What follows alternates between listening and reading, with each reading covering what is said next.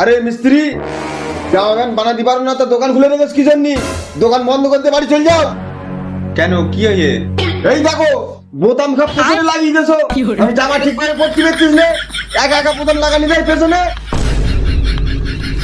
পারো না তো কাজ করতে আসো কি জন্য? মিস্ত্রি, কি অবস্থা করছো? তোর আবার কি হলো? আরে ভাই, তোর আবার কি হলো? এই দেখ, প্যান্টটা বানিয়ে দেখ, এখান থেকে হাঁকবো না মতো আমি।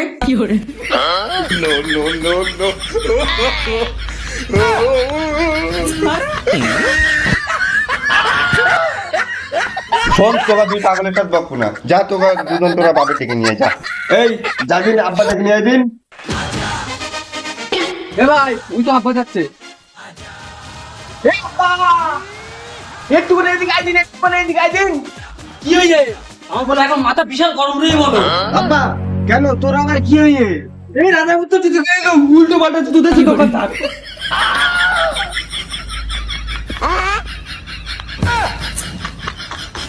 এইটা তোর বাপ, এটা আর এক পাগল। তোর সব পাগলের বুদ্ধি চল। আর এখান থেকে যা, বেরো। এখান থেকে বেরো, বেরো, বেরো, মেরি তোল, যা বেরো, যা মেরি তোল।